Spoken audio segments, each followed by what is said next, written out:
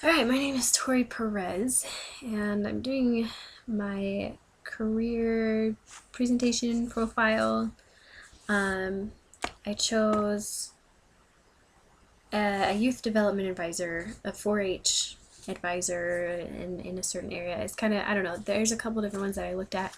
So you're basically over a certain area of youth in the 4-H program. Um, so the organization that you're working for is usually going to be employed through a university or a government agency, um, and but you'll be working with kind of a nonprofit organization. The reason that I chose something like this is because I'm not really shooting to be a psychologist or a professor, and there's not a lot of in between. There's some other like random things. I did my other career profile on working with like Planned Parenthood. Things like that is more what I would be interested in as a career. So that's why I chose this one. I thought there's a few different ones and I thought they were really interesting when I was looking over things. For a working environment, it really depends on a lot of things. It depends on what area you're looking at. I was looking primarily at one in California where you're actually over a few different counties because it's an area that you're over and you would spend part of your time in each of these counties. So one con to that is that you're going to be spread out, and you have to be able to move around, but that's also a pro. I think with something like that they're going to give you more flexibility. You're just going to be working between lots of different organizations and companies and coordinating things. It's pretty stressful because you're going to be working with youth from everywhere and bringing them in and trying to develop these programs, and you don't really know what youth you're going to come across and what stressors they're going to bring to your workplace. Also, with an area like that one that I just described, it would be stressful to travel. I mean, that's just an automatic stressor. Also, just all the different groups and different kinds of people that you're going to be mediating and advocating for is going to be a constant stressor in this job. It's pretty much your typical standard full-time job, so your hours are probably just going to be, your regular 8 to 5 unless you work a little bit from home and do different things. But you're going to have standard benefits, especially if it's through the government. They'll probably be pretty good regarding health insurance and retirement and things like that. They'll just be standard.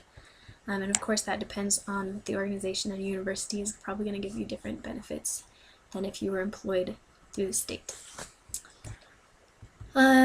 Some of the kinds of things that you would do, so you're going to run reports, you're going to assess different groups and how they're doing. You're going to develop different programs to meet the needs of your different clientele, your different groups, and you're going to do research. You're going to conduct that research to improve these programs. Once that's done, then you'll give out the information to your clientele from the research, and you'll report how it does when you implement new programs that come from your research, if that makes sense. In different areas, you might have to kind of develop and coordinate teams that are over different points of interest, different projects. You're going to have to supervise all the staff in different 4-H programs and make sure that they're implementing 4-H protocol and principles. Your job is to make sure that youth development is actually occurring through this research and these assessments. Make sure that they are improving. There's going to be different volunteers that come in with these kinds of organizations, and you might be part of developing a volunteer program, or just coordinating it, or manager over a volunteer program. You're also going to be probably in charge of getting the information out to the public and trying to get donors and collaborators that will help bring in grant money and things like that for your research. And then you just basically, like I've said over and over, you're basically just coordinating and collaborating with all these different kind of agencies, from governmental agencies to 4-H volunteers and the youth services and their schools and different youth organizations and fairs where you're going to promote what's going on.